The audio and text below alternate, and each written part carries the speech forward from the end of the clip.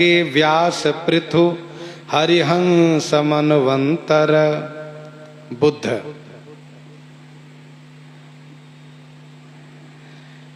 बुद्ध का अवतरण हुआ है। एक बार असुरों ने इंद्र से पूछा, ये बताइए हम लोगों का राज्य स्थिर कैसे रहेगा। तो इंद्र ने सहज भाव से कहा कि देखो, धर्माचरण करो और वेद मार्ग पर चलो, तुम्हारा राज्य स्थिर रहेगा। तो असुरों को ये बात अच्छी लग गई। कहा ठीक है।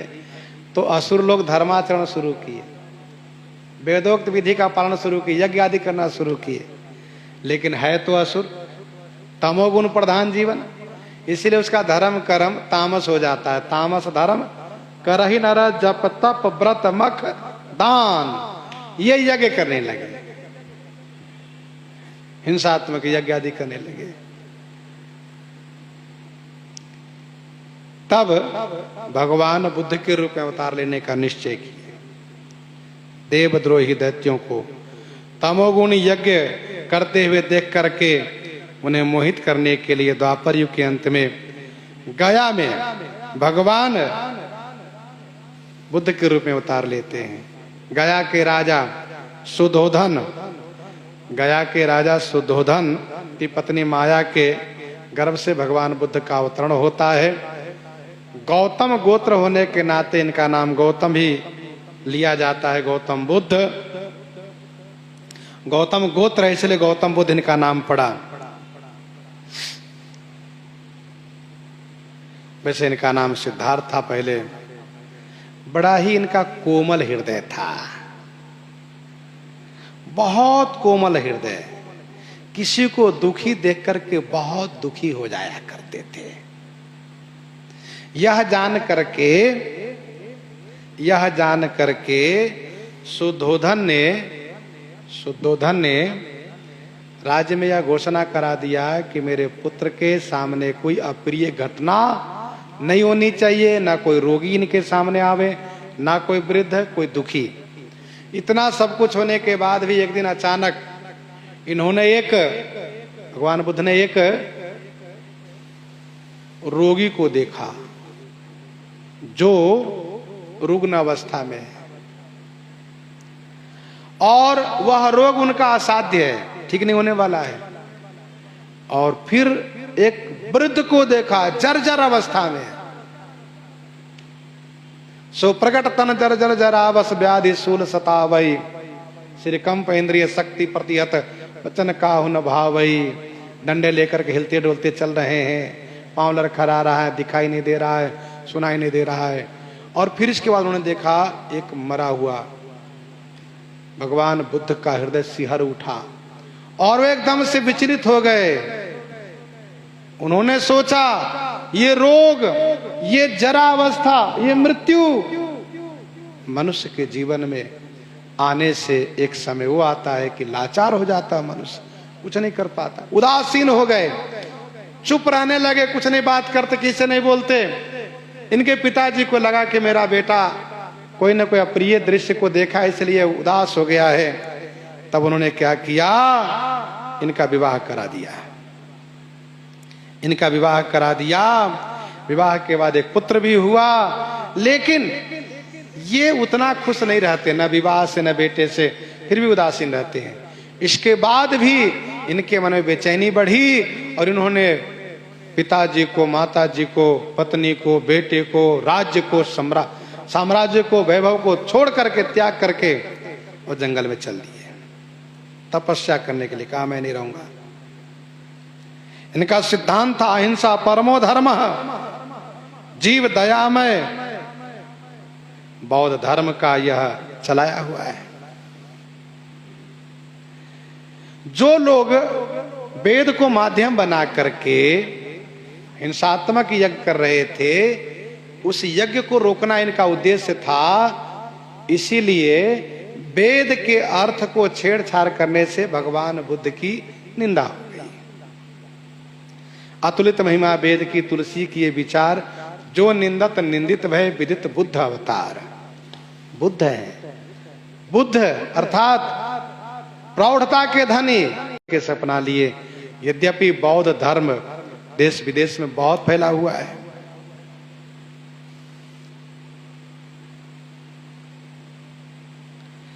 इनका सिद्धांत था, बड़ा विलक्षण सिद्धांत था।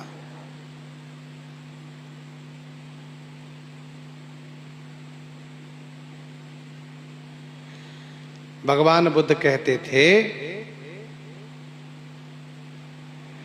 कि सत्य, अहिंसा, अस्तेय, अपरिग्रह, ब्रह्मचर्य, नृत्य गान आदि त्याग, सुगंध माला आदि त्याग,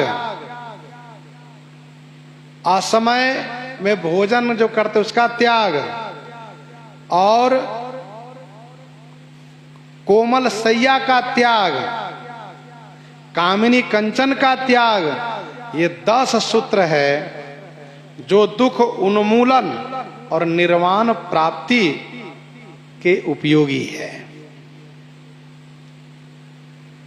अहिंसा, अस्तेय, सत्य, अहिंसा, अस्तेय, अपरिग्रह, ब्रह्मचर्य, नृत्य गान आदि का त्याग, नाच गान न देखें, सुगंध माला आदि का त्याग यानी पुष्प माला आदि का परित्याग करें, और असमय में भोजन का परित्याग करें। जब मन कहता भोजन कर लेते हो, नहीं होना चाहिए, समय सा भोजन, असमय में भोजन का त्याग, कोमल सैया का त्याग, जो कोमल सैया पर सोने के लिए प्रयास करते उसका त्याग, और कंचन कामनी का त्याग। यह 10 सूत्रीय दुख निर्मूलन और निर्वाण प्राप्ति का उपयोगी बताते थे। भगवान बुद्ध का इस सिद्धांत था, धर्मम गच्छम शरणामि, धर्मम शरणम गच्छामि, धर्मम शरणम गच्छामि, धर्म के शरण में है, बुद्धम शरणम गच्छामि, संघम शरणम गच्छामि, ये मंत्र का इनका विस्तार था। इनकी पत्नी का नाम था यशोधरा, बेटे का नाम था राहुल, पुत्र का नाम था यशोधरा, बेटे का नाम था राहुल। सब त्याग करके तपस्या कर रहे थे।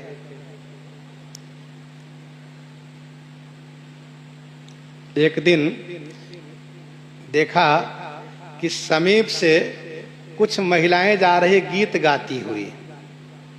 तब भगवान बुद्ध बहुत कठिन तपस्या कर रहे थे, ना कुछ खाना ना पीना, इतने त्याग वृत्ति से रहते थे, इस प्रकार से परित्याग कर दिया, ना खाना ना पीना, केवल शरीर में अस्थि मात्र हुए रहे शरीरा, त्वचा बच गई, हड्डियां बच गई और बिल्कुल सुखा गए, एकदम सुखा गए। लेकिन कोई मन में खेद नहीं, ग्लानि नहीं, प्रसन्नता पूर्वक तप कर रहे थे। तब देखा कि बगल से कुछ महिलाएं गीत गाती हुई जा रही है, और उस गीत का उद्देश्य यह है कि उसमें गा रही है, वो कह रही है कि सितार के तार को ढीला मत रखो, नहीं तो स्वर बेसुरा हो जाएगा, और सितार के तार को इतना न कस दो, इतना न चढ़ा दो कि तार टूट जाए, स्वर ही न रह जाए। मतलब सितार के तार को न ढीला रखो न ज्यादा कसो, बीच में रखो। ज्यादा कस देने पर टूटने का डर, ढीला रखने पर बेसुरा होने का डर। भगवान बुद्ध उसी समझ लिए। इसका मतलब यह है कि साधना करने के लिए आवश्यकता के अनुसार भोजन भी, आवश्यकता के अनुसार विश्राम भी होना चाहिए, तो साधना बनेगी, नहीं तो साधना खंडित हो जाएगी, कुछ नहीं होगा। तो श्री भगवान बुद्ध फिर स्वल्प आहार और स्वल्प निद्रा और इस प्रकार से वे साधना करने लगे। भगवान बुद्ध इस प्रकार से धर्म का प्रचार करते थे। भरद्वाज नाम का एक ब्राह्मण आकर के शिष्य बना, दीक्षा दिए। बाद में उनके परिवार के लोग आए, भगवान बुद्ध को बहुत गाली दिए। भगवान बुद्ध बुद्ध हैं, देवता हैं, भगवान हैं, बौद्धता को प्राप्त हैं, प्रौढ़ता को, कोई फर्क नहीं पड़ा, जितनी गाली देना हो दो। गाली देते थे, थक गए वे, तब भगवान बुद्ध ने बड़ी मधुरता के साथ कहा, ये बताओ तुम्हारे घर में कोई मेहमान आते हैं? कहा क्यों नहीं आते हैं? आते हैं। भेंट के लिए कोई वस्तु लाते हैं? कहाँ लाते हैं। और यदि तुम नहीं लेते हो तो वस्तु कहाँ जाती है? कहा जो लाए अपना लेके जाएंगे। भगवान बुद्ध ने कहा, देखो तुम मेरे अतिथि हो, मेहमान हो। जैसे और भी लोग आते हैं, कोई माला लाते हैं, कोई फल लाते हैं, कोई मिठाई लाते हैं। तुम गाली लेकर आए, हम तुम्हारी गाली को नहीं लेंगे। तो ये गाली कहाँ जाएगी? चुप हो गया, लज्जित हो गया वह। इस प्रकार से भगवान बुद्ध बड़े धीर, गंभीर और बड़े ही सौम्य भाव में रहते थे। भगवान बुद्ध का एक शिष्य था पूर्ण स्वामी। उनको पूर्ण रूप से उपदेश करके परिपक्व कर दिए। उन्होंने कहा कि गुरुजी आज्ञा हो तो मैं धर्म प्रचार के लिए जाऊं उस प्रांत में जहाँ की बिल्कुल नास्तिक लोग हैं। भगवान बुद्ध ने कहा वहाँ के लोग अच्छे नहीं है, गाली देंगे वे लोग। कहा गुरुजी गाली ही देंगे ना, मैं समझूंगा वहाँ के लोग बड़े भले लोग हैं, क्योंकि गाली ही देंगे, मारेंगे तो नहीं लाठी डंडा से। तो भगवान बुद्ध ने कहा यह भी संभव है कि वो लाठी डंडा से भी मार सकते हैं। तो पूर्ण स्वामी ने कहा तब मैं समझूंगा कि वे अच्छे हैं, लाठी डंडा से ही तो मारा है, मुझे मार तो नहीं दिया। भगवान बुद्ध ने कहा यह भी संभव है कि वो मार सकता है। तो पूर्ण स्वामी ने कहा गुरुजी ये तो उनका बड़ा उपकार मैं समझूंगा, बड़े अच्छे लोग हैं। क्यों? क्योंकि ये संसार दुखों से भरा है, रोगों से भरा है, बड़ी परेशानी है संसार में। आत्महत्या करना बहुत बड़ा पाप है, यूं ही जीवन जिया जाता है दुखमय। अच्छा है कि धर्म के नाम पर वे लोग हमें मारेंगे, मर जाएंगे, शरीर से छूट जाएंगे, ये तो बहुत अच्छी बात है, उनका बड़ा उपकार मैं मानूंगा। तब भगवान बुद्ध ने कहा तुम उपदेश देने के योग्य हो। फिर आशीर्वाद दिया, जिनमें इतनी सहनशीलता हो, उपदेशक के अधिकारी यानी उपदेश देने के अधिकारी, तुम्हारे बेटे को मैं जिंदा कर दूंगा, ले आओ जाओ। अब वो गौतमी नाम की जो महिला है वो बेटे को हृदय से लगाई है, भाग भाग करके गई है सबके घर में और कहती है बहन माता जी देखो मुझे कुछ सरसों का दाना दे दो। जब वो देने लगती है तब तो कहती है बता तुम्हारे घर में कोई मरा तो नहीं ना? कहा ऐसा तो हो ही नहीं सकता है, अमुक मरे अमुक मरे। 50 घर में घूम कर गई, सब जगह ही जवाब मिला। तब उसको समझ में बात आई कि यहाँ कोई घर ही नहीं है जहाँ कोई मरता न हो, ये तो मृत लोग, यहाँ जो आया है वो जाता ही है। तब उसने अपने बेटे को संस्कार किया, फिर जाकर के भगवान बुद्ध के चरण में वंदन प्रणाम किया। भगवान बुद्ध ने उनको समझाया कि देखो संसार ये मृत लोग है, इसलिए इस तरह से सोचना नहीं चाहिए। यहाँ जो आता है अपने कर्म भोगने के लिए, कर्म भोगने के बाद उसको जाना पड़ता है, इसलिए शोक नहीं करते बुद्धिमान लोग। इस प्रकार से भगवान बुद्ध को उपदेश देने की जो शैली थी वो अपने आप में अभूतपूर्व थी। और इसके बाद नाम आता है कलयुग का।